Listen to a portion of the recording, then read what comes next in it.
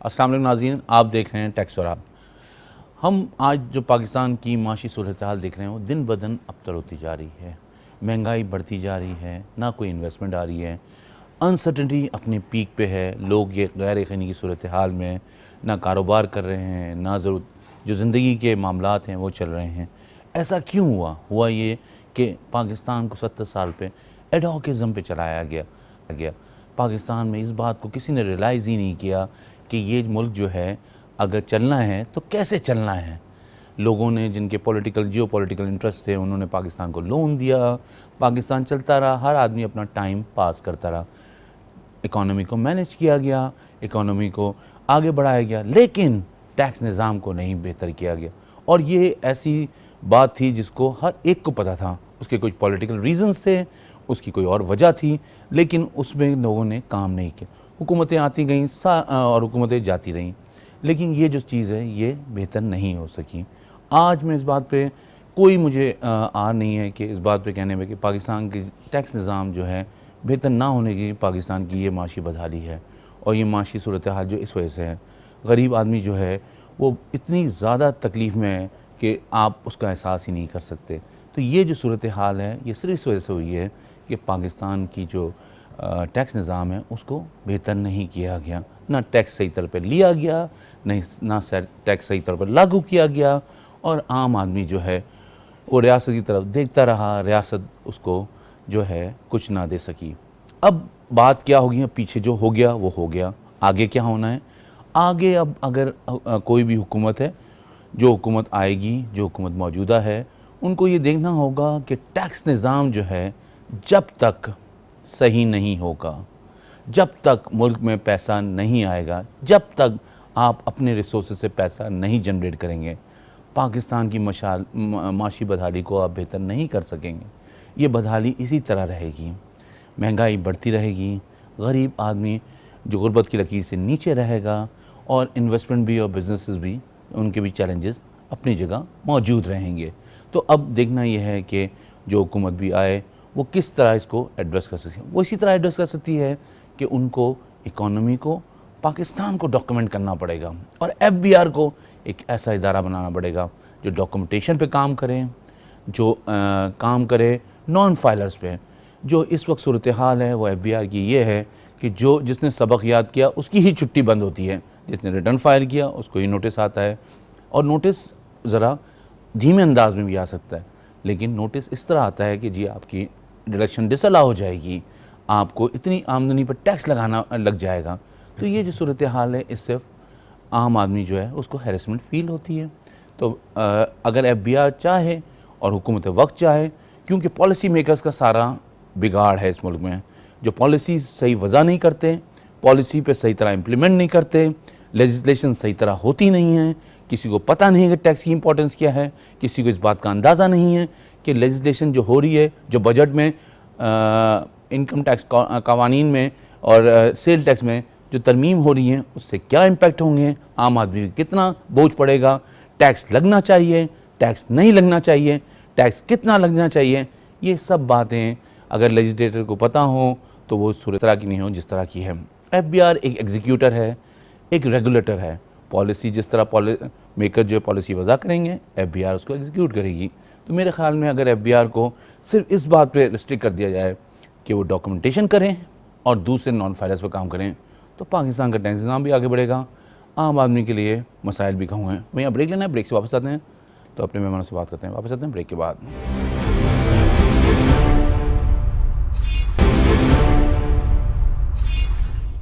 Break पे जाने से पहले हम बात कर रहे थे कि पाकिस्तान की माशी बदहाली को किस तरह बेहतर किया जा सकता है। उसका एक ही हल है कि टैक्स निज़ाम को बेहतर किया जाए, टैक्स सही लागू किया जाए, टैक्स सही लिया जाए। लेकिन जो लोग टैक्स निज़ाम में हैं उनके साथ एफबीआर का रवैया, उनके साथ एफबीआर के नोटिस इशू करने की जो मिसाल है उसको कम होना चाहिए, उनको फैसिलिटेट करना चाहिए। हमें ज्वाइन किया है secretary general Pakistan tax bar association Qamaruzzaman साहब ने, उनसे बात करते हैं। अस्सलाम वालेकुम कमर साहब। वालेकुम अस्सलाम। बहुत शुक्रिया आपने हमारे वक्त निकाला। कमर, हम बात कर रहे हैं आजकल जो नोटिस की भरमार आई हुई है, और आप भी समझते हैं और हम भी देख रहे हैं यहाँ पे ग्राउंड पे कि 221 की नोटिस हैं उसको विड्रॉ नहीं किया जा रहा, जबकि बड़े वाज़े अंदाज में बार्स ने भी टेकअप किया मैटर को, बताया है कि जी ये सूरत हाल है। अब तो उसमें और उसके बाद फिर रेमिटेंस है, गिफ्ट है, लोन है, इसके हवाले से भी हेयरिंग के नोटिस दिए जा रहे हैं। ये चीज़ें तो सिस्टम बेस्ड भी हो सकती हैं, आपका क्या ख्याल है? अच्छा, पहला जो आपका सबसे पहला सवाल था सेक्शन 221 के रेफरेंस से, जो जनाब। रेक्टिफिकेशन है। जनाब। अच्छा, रेक्टिफिकेशन का जो स्कोप है वो बड़ा लिमिटेड है। पहली बात तो ये है कि जितने इस पे अब हाई कोर्ट की रूलिंग भी आ चुकी हैं, रिपोर्ट हो चुकी हैं जजमेंट्स के सेक्शन 221 के तहत जो डीमिंग ऑर्डर है 120 का, उसको ऑफिसर जो है वो अमेंड नहीं कर सकता। ठीक है, ये बड़ा क्लियर है ला, और इतनी इस पे जितनी इन्होंने अब अमेंड्स की हैं ये सारी की सारी इलीगल है, और ये फर्स्ट अपील में ही ये सारी की सारी स्टक डाउन हो जाएंगी। और अल्टीमेटली ये 221 वाली जितनी आपने एफबीआर ने जितनी अभी मेहनत की है, जितना उस पर टाइम जाया किया है, ये सारे का सारा वेस्ट हो जाएगा। और लेकिन कमर, ये अगर आप देखें कि अगर ये इन्होंने जिस हिसाब से नोटिस निकाले हैं उस हिसाब से अगर मैंने अपील फाइल की तो 2,500 रुपये पर अपील है, तो टैक्स पेयर का तो बिला वजह का नुकसान होगा, जो कि अपील में भी जाएगा और वो फीस भी देगा और उसको जो है एक हार्डशिप भी होगी। तो एफबीआर इस बात को क्यों नहीं समझने को तैयार है? पाकिस्तान टैक्स बार इसको क्यों नहीं टेकअप कर रहा? जी, इशू ऑलरेडी टेकअप है। हमने इनसे कहा भी है बेसिकली कि इसको आपको असूलन जो है, जो आपने रेक्टिफाई किए ऑर्डर, इन तमाम को नलीफाई करें और ये वापस जो है, क्योंकि ये जो ऑर्डर इन्होंने किए हैं ये बेसिकली इलीगल ऑर्डर है। ठीक है, और ये इलीगल ऑर्डर जो है ये खत्म होने चाहिए। ठीक है। अब चूंकि आपको पता है कि जब एक ऑर्डर इन फील्ड आ जाता है, चाहे वो इलीगल है, अपील का एक राइट जो है टैक्स पेयर का वो है, सिर्फ वो ये ना करे कि मैंने एक मिनिमम सी फी अदा करनी है, अपील फी, अदरवाइज ये डिमांड जो है अगर उसको चैलेंज नहीं करता तो कंफर्म हो जाएगी ना। जी हाँ, बिल्कुल। तो इसलिए हम ये एडवाइस करते हैं कि आपको अपील करके अपनी एक पेटिसी अमाउंट दे के अपील फी। नहीं, मैं ये नहीं कह रहा, अपील तो करनी चाहिए, लेकिन एफबीआर का जो फैसिलिटेटिव मोड है वो खत्म हो गया ना, फैसिलिटेशन खत्म हो गई है एफबीआर के पास से। जी, इसमें कोई शक नहीं है आप वाली बात के। एफबीआर में तो देखे ना, हमेशा ये फैसिलिटेशन वाला तो मोड कभी आ नहीं ना किया। वहाँ तो हमेशा ही आपको मसाइल के साथ, जहाँ आप चाहे वो 65D देख लें, गवर्नमेंट ने एक नई इन्वेस्टमेंट पे क्रेडिट दिया, आपने उसको भी एफबीआर ने तो जो पॉलिसी रही उसको भी इन्होंने मैक्सिमम कोशिश की कि उस जो क्रेडिट है उसको भी विड्रॉ किया जाए, लोगों का जो क्रेडिट है उसको खत्म किया जाए। इस पे अभी पाकिस्तान टैक्स बार ने भी और कराची टैक्स बार ने भी इटसेल्फ इस पे लेटर भी लिखा है। अभी हमारी इंशाल्लाह उम्मीद है नेक्स्ट वीक में चांस है हमारी एफबीआर के जो चेयरमैन है उनसे मुलाकात करने का, और उसमें ये हमारी मेन एजेंडा आइटम है ये 221 जो है स्पेशली। और इसके साथ साथ जो इन्होंने अभी आपने जिक्र किया कि जो रेमिटेंसेज हैं, अच्छा, रेमिटेंसेज वाले इशू में एक चीज समझ आती है, क्योंकि हम लोग जो डॉक्यूमेंट है रिटर्न के साथ अटैच नहीं करते, तो उसमें कंप्लाइंस का तो कोई इशू नहीं है। हाँ, अगर उसको चैलेंज किया जाए उसकी सेहत को कि जी ये रेमिटेंस जो है ये वैलिड है नहीं है, तो जो सर्कुलर नंबर 5 आया है अभी रिसेंटली 2021 में, उसमें तो उन्होंने तमाम जो रेमिटेंस है उसको क्लियर कर दिया, जो चाहे MCCB के थ्रू थे, यानी जो आपकी नॉन बैंकिंग फाइनेंशियल इंस्टीट्यूशन है जैसे मनीग्राम है, बाकी जो एक्सचेंज कंपनीज हैं उनके थ्रू भी जो पैसा नहीं, लेकिन कमर ये सिस्टम बेस्ड क्यों नहीं है? ठीक है, आप मालूम करें, आप पूछें, कॉपी हम नहीं देते रिटर्न के साथ, आप कॉपी मांगे।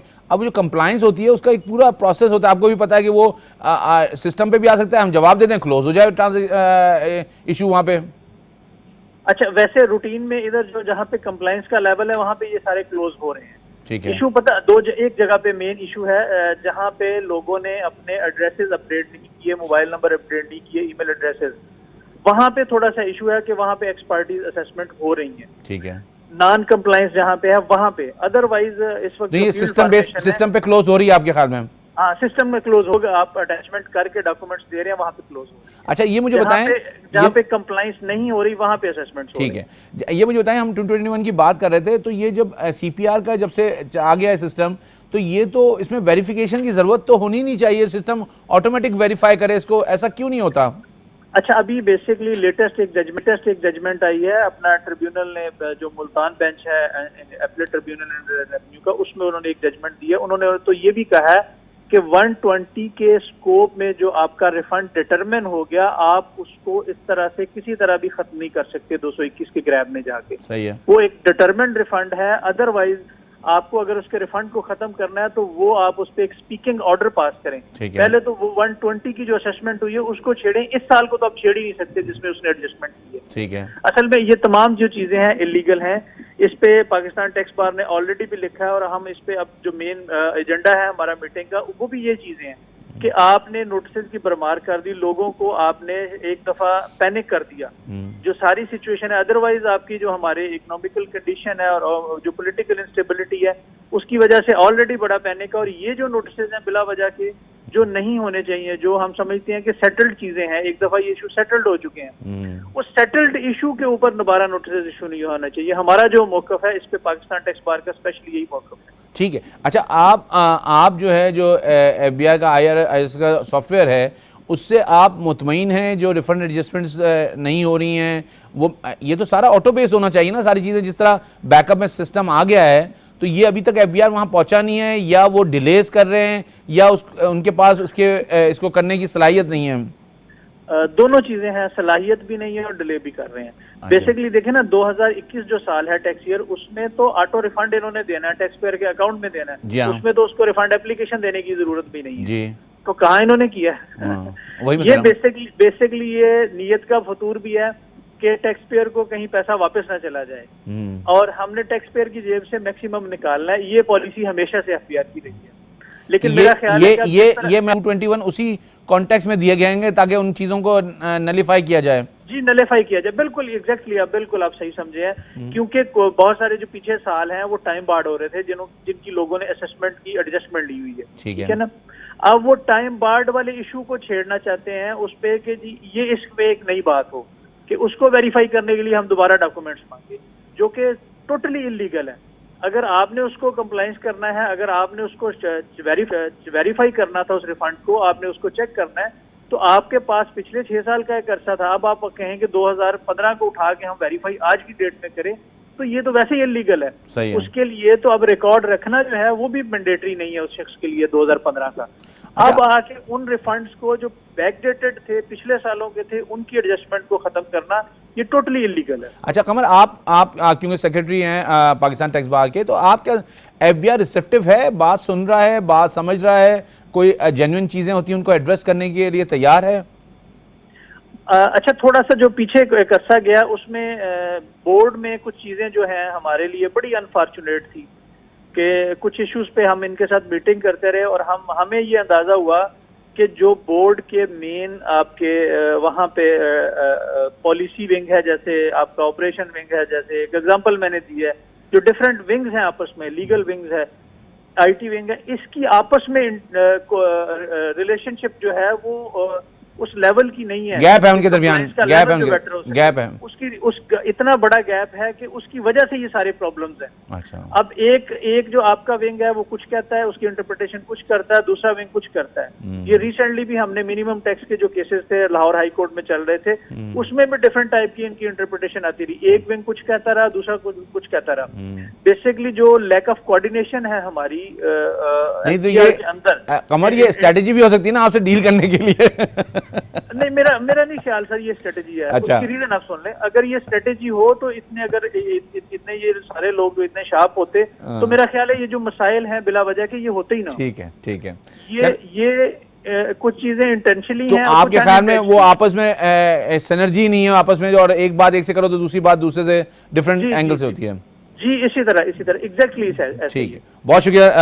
हर विंग की कोशिश होती है कि काम को हम किसी दूसरे विंग के सुपुर्द कर दें। ठीक है, बहुत शुक्रिया आपका मौका आ गया। नाज़रीन, हमारे साथ मौजूद थे secretary general Pakistan tax bar Qamaruzzaman साहब। हमें ब्रेक लेना है, ब्रेक से वापस आते हैं तो अपने दूसरे मेहमान से बात करते हैं। वापस आते हैं ब्रेक के बाद।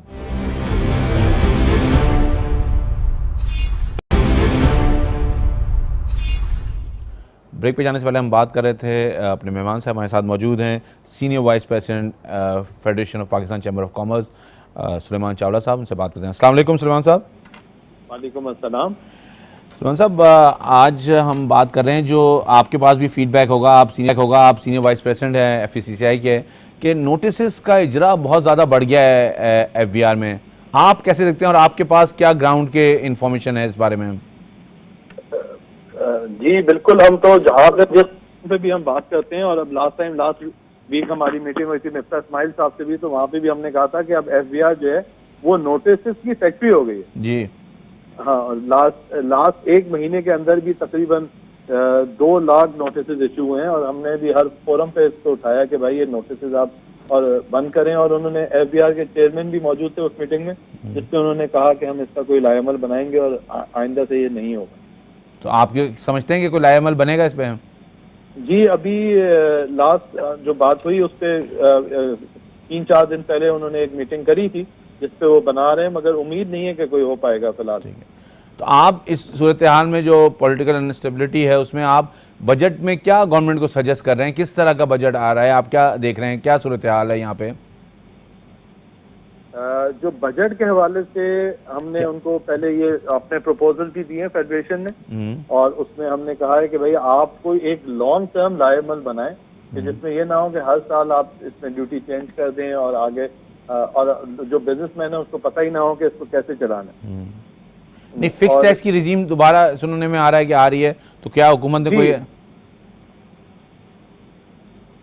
कोई जी हाँ, बिल्कुल। उन्होंने कहा कि हम फिक्स टैक्स की स्कीम लाएंगे, रिटेल बेस पे लाएंगे, और कुछ वो कोई अच्छी प्रपोजल्स वो उन्होंने कहा कि हम इस वक्त आपको पेश करेंगे, मगर अभी कुछ नहीं पता कि क्या होगा, बिकॉज उन्होंने ये कहा था कि एंड ऑफ मई हम वो एक कंसल्टेटिव मीटिंग वो मजीद करेंगे, उसके बाद जो है उसको रोल आउट करेंगे। ठीक है। तो आप क्या समझते हैं इस पॉलिटिकल अनस्टेबिलिटी ने एनवायरनमेंट, बिजनेस एनवायरनमेंट को इफेक्ट किया है और लोग इस वक्त अनसर्टेनिटी का शिकार हैं? बहुत ज़्यादा। जो आपको डॉलर में फ्लक्चुएशन नजर आ रही है उसकी वजह मेन यही है कि लोग इस वक्त सिर्फ पैनिक बाइंग कर रहे हैं, जिसकी वजह से डॉलर जो है बहुत ही अनस्टेबल हो गया। तो ये हुकूमत को आप क्या सजेस्ट कर रहे हैं कि इकोनॉमी को किस तरह वापस लेके आया जाए अपनी जगह पे? इसलिए कि ये तो अगर सूरत हाल चलती रहेगी तो पाकिस्तान तो काफ़ी मुश्किलात में बढ़ती रहेंगी हमारी। देखिए, हमारे प्रेसिडेंट ने पहले भी आज से कोई 1 हफ्ता पहले भी बयान दिया था कि हुकूमत को जो है ना कोई मेजर स्टेप्स लेने होंगे, और जिससे उनको जो लग्जरी आइटम बैन करे वो भी इन्होंने यही प्रपोजल दिया था, मगर उसके साथ इन्होंने वो बैन तो कर दिए मगर फौरन उसको अफेक्टिव कर दिया। मगर उसमें ये होना चाहिए था कि हमारे से कंसल्टेशन होनी चाहिए थी फेडरेशन से और चेंबर से, जो कि बिल्कुल नहीं करी, और उसको इमीडिएट बैन कर दिया, जिसमें जो लोगों के एडवांस पेमेंट्स गई हुई हैं वो अटक गई हैं, जो लोगों ने एलसीज खोली हुई थी वो हो गई, जो माल शिपमेंट इन ट्रांजिट है वो फंस गया। तो उसको कुछ टाइम लिमिट दे के और उसके बाद इनको करना चाहिए था, मगर इन्होंने हमारे से कोई कंसल्टेशन नहीं करी। तो हमने आज भी लेटर लिखा है एफबीआर को कि जी इसको जो माल ट्रांजिट में है और जो जिनके ऑर्डर्स जा चुके हैं उनको कम से कम अलाउ होना चाहिए। सुलेमान साहब, ये इकोनॉमी टर्न अराउंड होने में तो टाइम लगेगा ना, जो सूरत हाल में पहुंच गई है ये एक दिन में तो वापस नहीं आएगी। तो क्या आप लोग हुकूमत को सजेस्ट कर रहे हैं कि ड्यूटीज़ कम करें, टैक्स रेट्स में कम करें, ताकि लोगों के लिए है कॉस्ट ऑफ डूइंग बिजनेस कम हो? देखें, हम तो हमेशा से ये कह रहे हैं कि ब्रॉडनिंग ऑफ टैक्स बेस करें जी, क्योंकि जब तक ब्रॉडनिंग ऑफ टैक्स बेस नहीं होगा जब तक आपको कोई भी काम आपका सही नहीं हो सकेगा। अगर आप जो भी एग्जिस्टिंग टैक्स पेयर्स हैं उनसे टैक्स लेते रहेंगे तो उससे कोई फायदा नहीं होगा। ठीक है। जब तक आप अपना सिंप्लीफिकेशन करें टैक्स सिस्टम को और टैक्स बेस को आप ब्रॉड करें। नहीं तो यहाँ तो यही सूरत हाल है ना कि जितने सबक याद किया उसकी छुट्टी बंद होती है, तो जो रिटर्न फाइल करता है उसको नोटिस आता है, नॉन फाइलर्स पे तो काम नहीं हो रहा। तो आपको लग रहा है कि कोई हुकूमत सीरियस नजर आ रही है या एफबीआर सीरियस नजर आ रही है? आपकी इंटरेक्शंस हो रही हैं इनसे? नहीं, अभी तक तो कोई ऐसा लग नहीं रहा कि जी कोई सीरियसनेस है, बट हमारा तो हर फोरम पे यही हुआ है कि आप जब तक टैक्स बेस अपना ब्रॉड नहीं करेंगे तो उसके बाद जब तक ये काम नहीं हो सकेगा। आप इस वक्त एग्जिस्टिंग टैक्स पेयर से आप कितना ले लेंगे और सारी चीजें कर लेंगे, जब तक आप अपना टैक्स बेस बढ़ाएं तो उसके बाद जो है आपको आपका जो है इनकम ज्यादा हो सकती है। तो आप एफसीआई में तो फॉरेन इन्वेस्टमेंट आ रही हैं पाकिस्तान में इस वक्त या नहीं? बिल्कुल नहीं आ रही, इस कंडीशन में तो बिल्कुल भी नहीं आ रही। इनफैक्ट यहाँ से फ्लाई आउट हो रहा है, जो स्टॉक मार्केट आप देख रहे हैं तो उसमें जो है वो रोज बरोज ये नीचे की तरफ ही जा रहा है। ठीक है। और ये जो हर साल एफबीआर ऑडिट करता है, आप इसको कैसे देखते हैं और एफसीआई का इस पे क्या मौक़िफ़ है?